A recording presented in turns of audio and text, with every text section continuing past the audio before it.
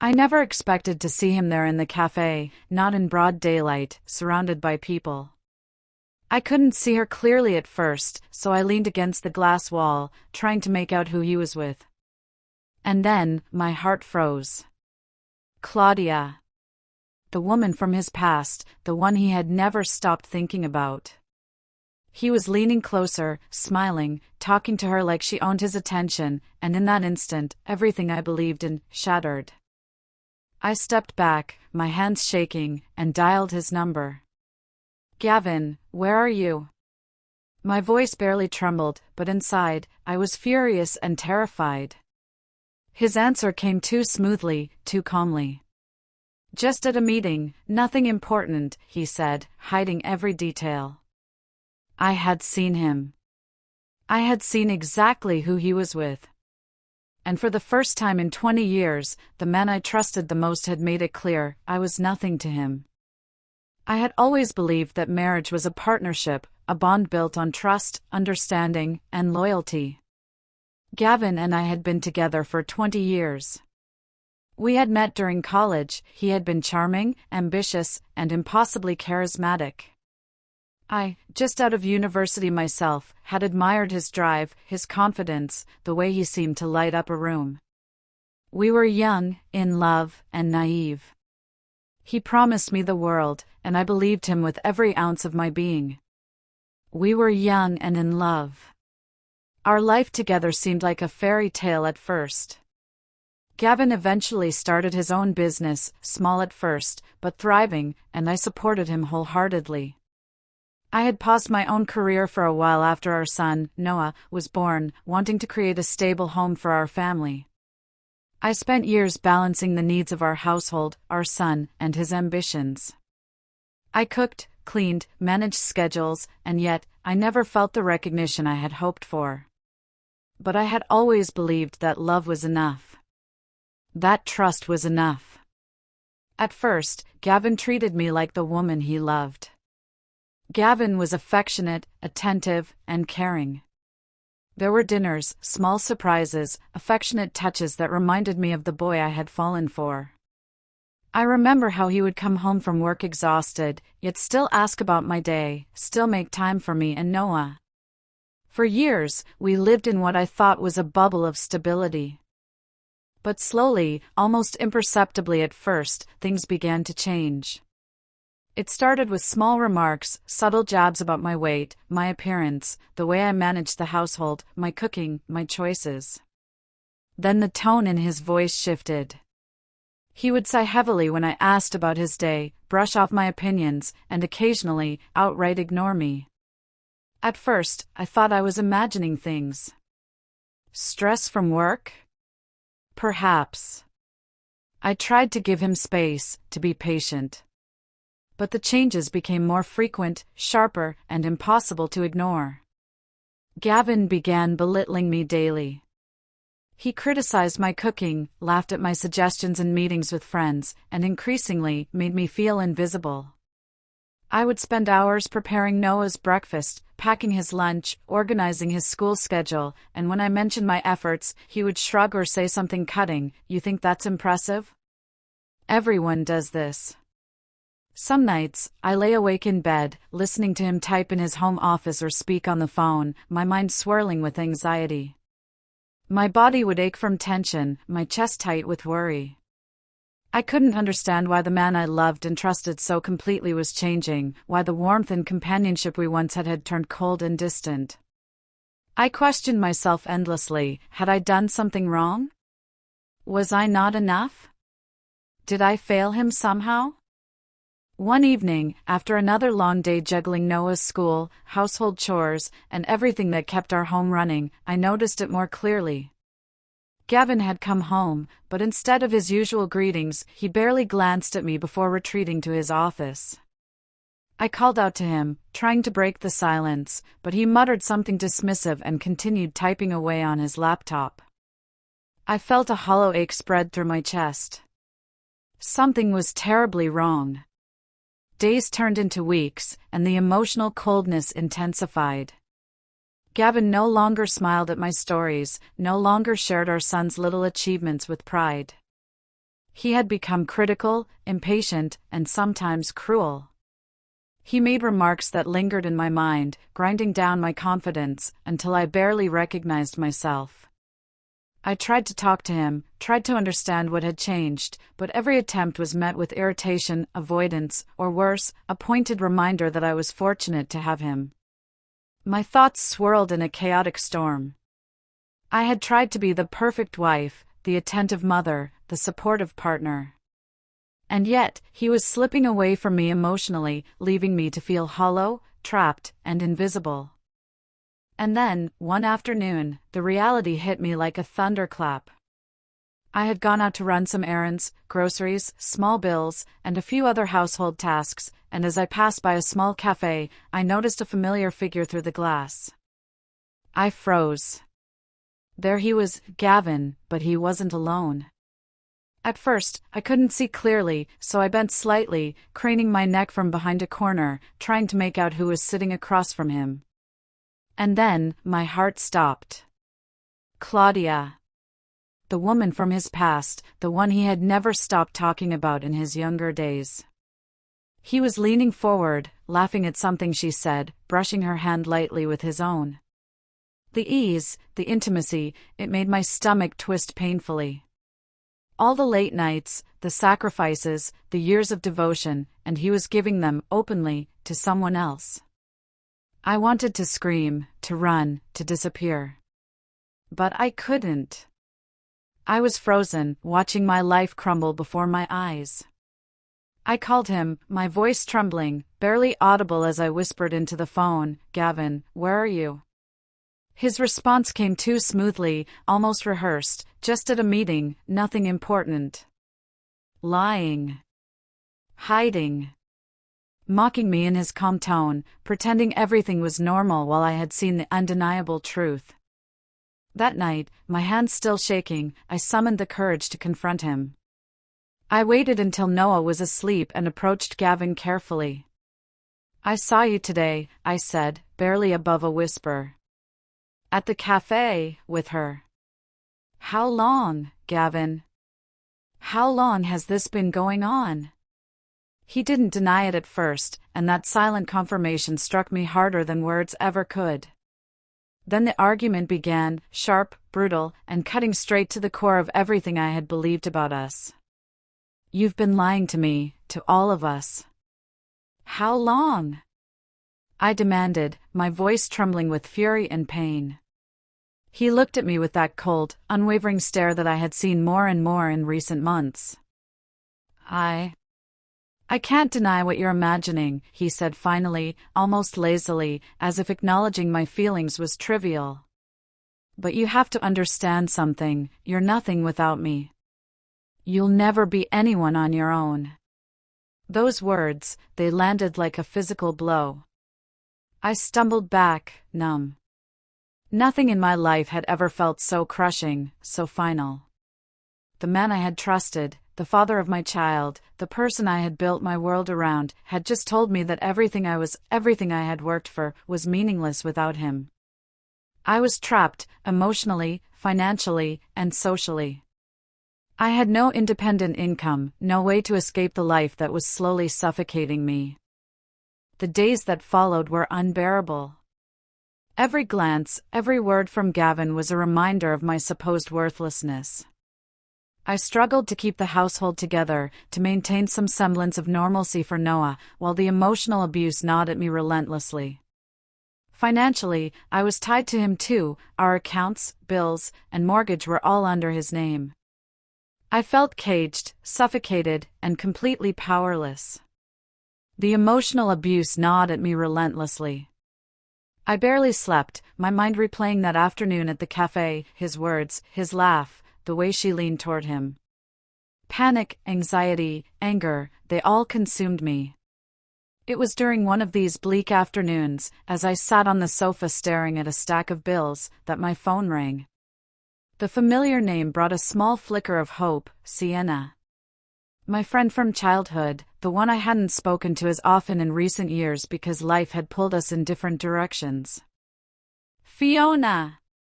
"It's been too long," Sienna's voice chimed, bright and warm. We need to catch up. Meet me for coffee tomorrow? I hesitated, unsure if I had the energy to meet anyone, but something in her voice made me nod. The next day, sitting across from Sienna in a quiet cafe, the floodgates opened. We reminisced about our childhood adventures, our dreams, and the silly things we used to do. I laughed, truly laughed, for the first time in weeks. It felt like a momentary escape from the crushing weight of my reality. And then, over the course of several visits, Sienna noticed the subtle signs of my unhappiness, my exhaustion, and the way I flinched at even the slightest mention of Gavin. One day, as we were leaving the cafe, she took my hand gently and said, "Fiona, you've forgotten who you are. You're educated, capable, you've spent years holding everyone else together. But who's holding you? You're stronger than you think. Why not do something for yourself this time? Start something of your own." Her words struck a chord deep inside me. I hadn't thought about work or independence in years. My life had been consumed by family, by Gavin, by trying to survive the emotional turmoil silently. But now the seed of possibility was planted. Maybe there was a way out. Maybe I could reclaim a part of myself I had buried under years of loyalty and silence. For the first time in months, I allowed myself to imagine a different life. One where I was seen, respected, and valued. One where my decisions mattered, and my efforts were recognized, not just by Gavin, but by me. The idea scared me, terrified me even, because it was uncharted territory. But it also ignited something inside me, a tiny spark of courage that I hadn't felt in years. Sienna's words stayed with me long after she dropped me home that evening. You're stronger than you think. Why not start something of your own? They echoed in my head like a melody I didn't want to hear. Strong? How could I be? I was living in a house that no longer felt like mine, cooking for a man who could barely look at me, breathing in silence that seemed to thicken with every passing day. I wanted to believe her, but belief doesn't pay bills. Strength doesn't buy freedom. That night, after putting Noah to bed, I sat on the couch with the lights off. Gavin hadn't come home yet, again. The clock ticked past midnight, each second stretching longer than the last. My eyes wandered across the room, the framed pictures of happier years, the half-burnt candle on the table, the faint outline of our wedding portrait hanging crooked on the wall. A home filled with memories that no longer belonged to me. I got up and walked to the kitchen. The counter was cluttered with bills and unopened envelopes, electricity, insurance, school fees. I stared at them blankly, my heart tightening. I didn't even know how much money we had anymore. Gavin had taken control of everything years ago. I opened a drawer under the counter, looking for nothing in particular, just something to do, something to distract myself from the hollow ache inside. The drawer was full of old papers, clipped receipts, expired coupons, and forgotten fragments of my life. And then I saw it. A faded brown folder, edges curled, labeled in my handwriting, personal. For a second, I froze. I didn't even remember keeping it. My fingers trembled as I pulled it out. Inside were old bank slips, scribbled notes, a few certificates, and a yellowed office ID card from the company I'd worked for before Gavin. Fiona Clark. I stared at that name for a long time. I hadn't used it in years. Somewhere along the way, Fiona Clark had disappeared, replaced by Mrs. Gavin Reed, a name that now felt like a chain around my neck. I smiled bitterly and whispered to the empty room, "You were someone once, weren't you?" And that's when it came to me, like a faint spark flickering to life in the dark. A memory. A tiny, forgotten detail from years ago. Before the wedding, I had invested a small sum from my savings into a mutual fund. My manager back then had insisted, "It'll mature after 20 years, Fiona. It's your safety net." I had laughed, telling him I wouldn't need it. I had Gavin. Now, sitting alone in the cold kitchen, the irony cut deep. Could it still exist? Could that money still be somewhere, waiting? My pulse quickened.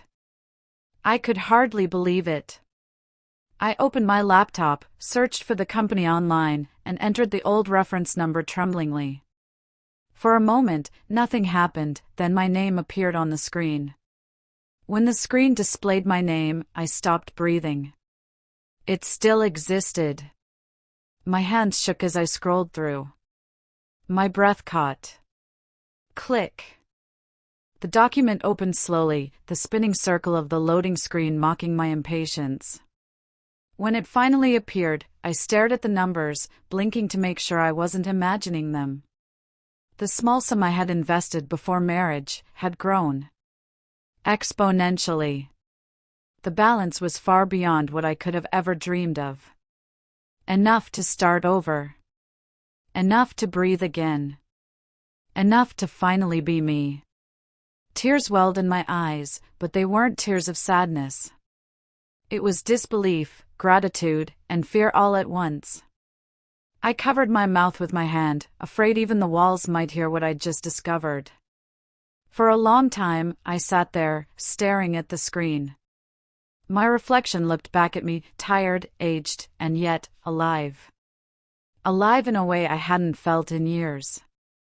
Slowly, a thought began to form. Careful, fragile, like the first step on thin ice. What if I didn't tell Gavin? What if, just this once, I kept something for myself? My hands steadied. My breathing evened. For the first time in years, I felt something powerful stirring inside me, not anger, not fear, but control. I closed the laptop and whispered into the dark. You took everything from me, Gavin. But not this. Not anymore. I didn't sleep that night. Every time I closed my eyes, I saw the numbers again. The glowing screen. My name. The possibility that maybe, just maybe, I wasn't as powerless as I thought. By dawn, I was sitting at the kitchen table, still in my robe, staring at the paper I'd found, the faded document that had somehow survived 2 decades of dust and neglect. My fingers kept tracing the edges of my old signature, as if to make sure it was real. The light coming through the curtains was pale, cold. The kind that makes everything feel distant. Gavin's car was gone, he had already left for work. I hadn't even heard him leave. The house was silent except for the low hum of the refrigerator and the soft ticking of the wall clock. For the first time in a long time, I didn't feel trapped by that silence. I felt focused. I picked up my phone and scrolled to Sienna's name. My thumb hovered over it for a long moment before I pressed call. She answered on the first ring. Fiona? What's wrong? Nothing's wrong, I said, my voice unsteady. I just need to see you. It's important. We met an hour later at the small cafe near her office. The same one where she'd told me I was stronger than I thought. When she walked in, she took one look at my face and frowned. Fiona, you look like you've seen a ghost. I let out a shaky laugh and pulled the folded document from my bag, sliding it across the table. Not a ghost, I whispered. But see what I found? Sienna leaned forward, reading it carefully. Her eyebrows slowly lifted. This is from before you got married? I nodded. I found it last night. It's a 20-year-old investment. I thought it would be gone, but I checked online. The account still exists. The numbers are, I stopped, unable to even say it out loud. For a moment, we just sat there.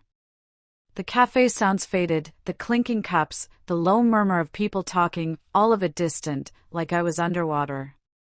Finally, Sienna exhaled and whispered, Fiona, we need to go. Right now. There's a branch of this company 3 streets from here. Let's find out if it's real. The walk there felt endless. My heart pounded so hard it almost hurt. Every worst-case scenario ran through my mind. What if it was a system error? What if the money was gone? What if they laughed at me for asking about something so old? But Sienna walked beside me, steady and calm, like she always had. When we reached the glass building, my legs nearly gave out. It was bright, polished, indifferent, the kind of place that belonged to a world I'd long left behind. Inside, the air smelled faintly of coffee and disinfectant. A young receptionist smiled at us. Sienna did most of the talking while I stood there clutching my folder, feeling like an intruder in my own life. After a few minutes, a man in a suit called my name. Mrs. Clark? I froze for half a second. It had been years since anyone had called me that. He led us into a small office, took my document, and typed something into his computer. The clicking of his keyboard was deafening. Each sound felt like a countdown. Finally, he looked up. Mrs. Clark, he said, I've verified the details. The account is active, and the balance is substantial. You've done incredibly well. Congratulations. The room seemed to tilt. My hands went cold. Substantial? I whispered. He smiled politely. Let's just say, enough to give you a very comfortable start again. I didn't move. Didn't breathe. It was Sienna who reached out and steadied me. Fiona, she said softly, you did this. You, before all of this. You gave your future a safety net, and it's still waiting for you. I blinked hard, fighting tears. The man handed me a few papers to sign, and for the first time in years, I wrote my maiden name, Fiona Clark. It felt strange at first, then powerful. Like the sound of a locked door finally opening. Outside, sunlight poured over the pavement. Sienna slipped her arm through mine as we walked. So, she said, smiling, what now? I looked at the papers in my hand, at my name, at the numbers, at the proof that my life didn't have to end where Gavin's approval did. A slow, steady determination rose inside me. I don't know yet, I said quietly. But whatever I build next, it's going to be mine. The days that followed felt different, heavier, sharper, alive. It wasn't joy exactly. More like a quiet, burning awareness that I was standing on the edge of something new, something mine. I didn't rush. I didn't even know where to begin. For so many years, I had been told what to do, when to speak, how to behave. Now, even freedom felt foreign, like stepping into sunlight after living in shadows for too long. Sienna was the first person I told everything to. She listened without interrupting, her eyes soft but steady. Don't rush, she said one afternoon as we sat in our usual cafe corner. You've been living on his terms for years. Now, this is your time. Take it slow, build something real, something that lasts. She became my compass. We started small, meeting in cafes, libraries, and quiet corners where no one from Gavin's circle would ever see me. She taught me things I hadn't touched in years, how to balance a ledger, understand profit margins, manage accounts, even how to build an online presence for a business. At first, the numbers and terms made my head spin. But Sienna never lost patience. You're learning fast, she'd say, smiling. You just needed someone to remind you what you're capable of. And maybe she was right. Because slowly, something inside me began to change. I stopped flinching when I made mistakes. I stopped apologizing for existing. Every night, after Gavin fell asleep, I'd sit quietly in the corner of our bedroom with my laptop. He thought I was reading or watching a show, but I was learning. Courses on business basics, design, marketing, anything that could help me build a life. I'd lower the screen brightness, I'd plug in my earphones, and take notes in a small leather-bound notebook I hid behind the wardrobe. Sometimes, I'd hear Gavin turning in his sleep and my heart would jump, but I'd keep typing, fingers trembling yet determined. With Sienna's help, I opened a new bank account under my maiden name. It felt almost dangerous, like committing a crime. My hands shook as I filled the form. "Are you sure you want to use this name?" the banker asked politely. I smiled faintly. "Yes. It's the only one that's truly mine." From the investment, I transferred a small amount, just enough to start something without drawing suspicion. The rest stayed untouched, hidden where no one could reach it. At home, Gavin remained oblivious. He was too consumed by his own ego, the late-night phone calls, the secret smiles when messages popped up on his phone, the long hours that no longer surprised me. He didn't notice the difference in me. That was his biggest mistake. Because slowly, without him realizing, I was changing. I woke earlier. Dressed better. Spoke less, but when I did, my voice carried weight. Even the way I looked at him shifted, not out of love or hate, but out of clarity. I finally saw him for what he was, small. Sienna and I started talking ideas, something that could grow quietly, without attracting attention. She suggested I focus on what I loved: interior design, handmade decor, little details that made homes feel warm. And that's how it began. A simple idea, born out of exhaustion, stitched together with courage. I called it the second room, because everyone deserves a space of their own, even if it's hidden behind closed doors. The first few months were chaos. I made mistakes, doubted myself, almost gave up twice. But then, the first client came, a friend of Sienna's who needed her apartment redecorated on a small budget.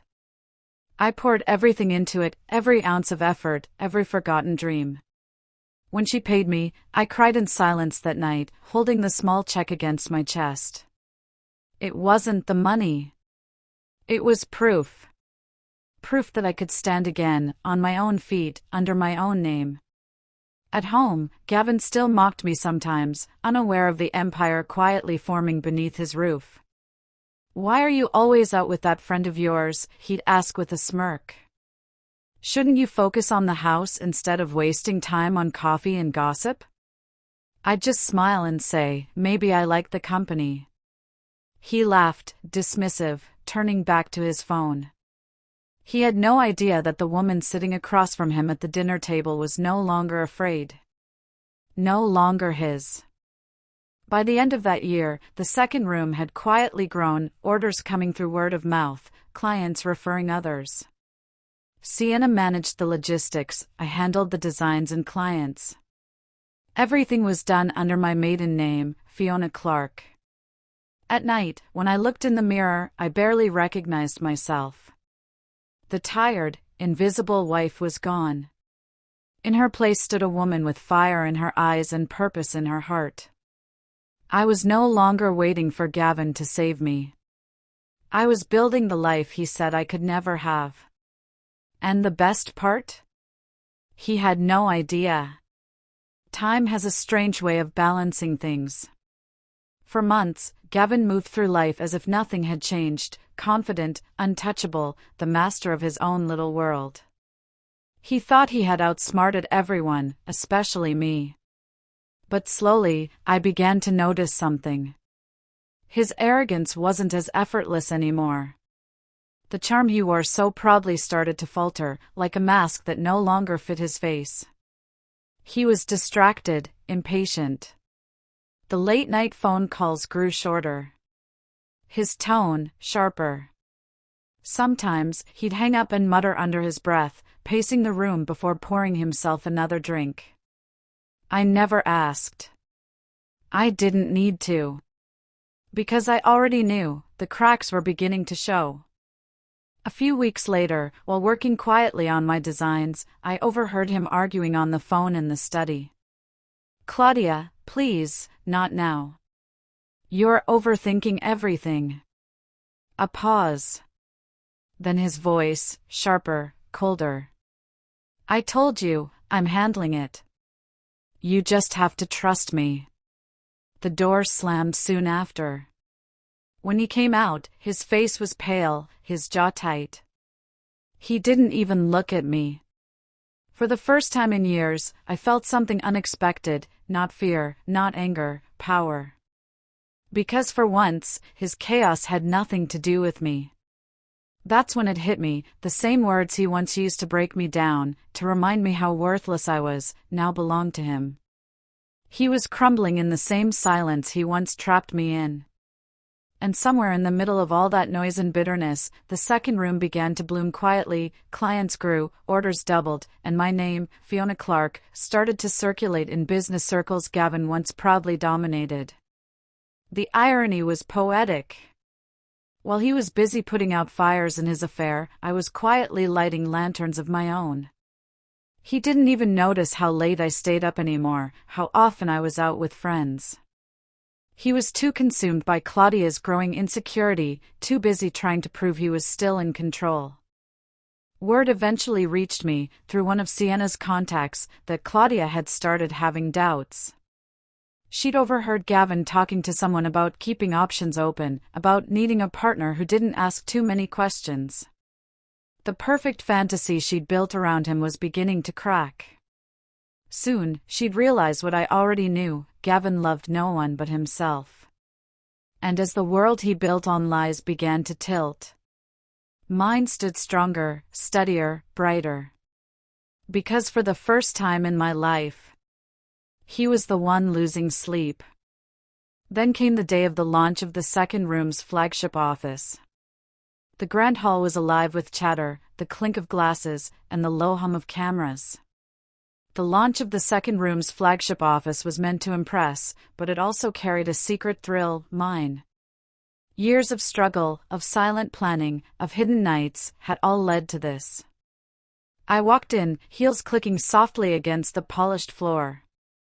Every step was deliberate. Every glance measured. The tailored suit hugged me like armor, my hair was perfectly in place, my posture exuded authority. I wasn't just entering a room, I was reclaiming it. Gavin came in late, as he always did, expecting to sweep in, charm everyone, and close another deal with ease. His eyes scanned the room, confident, arrogant, until they landed on me. He froze. Recognition didn't come immediately. I walked past him, smiling politely, my chin lifted, the quiet authority of a woman who had clawed her way out of invisibility radiating from every movement. He opened his mouth, probably to say something dismissive, patronizing, the same words he had used to break me down for years. And then he noticed the two bodyguards. They were calm but firm, stepping in to guide him to a seat, subtly but unmistakably preventing him from advancing further. Shock and disbelief contorted his face. His eyes widened as he took in the room. My room, my event, my empire, and the truth sank in like ice water. He was no longer in control. Before he could speak again, my lawyer approached. Poised, sharp, and deliberate, she walked across the hall like a force of inevitability. She placed a thick envelope on the table in front of him. "Mr. Reed," she said, voice firm, clear, carrying over the murmurs of the room, "these documents confirm the legal separation and the complete transfer of all assets to Mrs. Fiona Clark. You are no longer involved in any capacity, personal or financial. Mrs. Clark now owns 100% of her company and its holdings." Gavin's jaw slackened.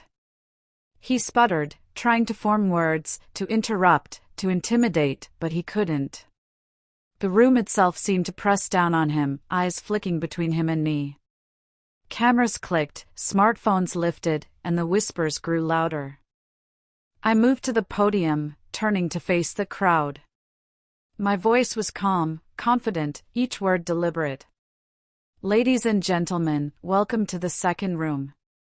A company built not by luck, not by inheritance, but by vision, determination, and hard work.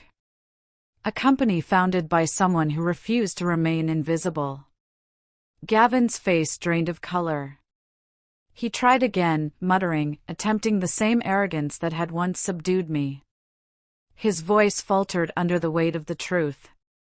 And then I delivered the line that landed like a hammer, the one that would echo in his mind forever. For years, I was nothing without you, Gavin. Today, you are nothing without me. The silence that followed was deafening. Cameras clicked rapidly, the guests whispered and stared. His mouth opened and closed, but no words came out. The two bodyguards remained at his sides, like silent sentinels of my triumph. A small murmur passed through the room. Everything Gavin had dismissed, every insult he had thrown at me, every moment he had belittled my worth, it had all come back to him, amplified. I stood there, calm, composed, confident, a woman reborn. The woman he had once called nothing now stood taller than him in every way imaginable, financially, socially, and morally. He had lost. Completely. And the best part? He knew it. I've learned that it's never too late to reclaim your life, even when the world tells you that you're nothing. If my story touched you, or reminded you that courage can grow in the darkest moments, comment below and share your thoughts. Like this video if you believe in second chances and the power of rising quietly but fiercely. And subscribe, because there are more stories of strength, heartbreak, and unexpected triumph waiting to inspire you.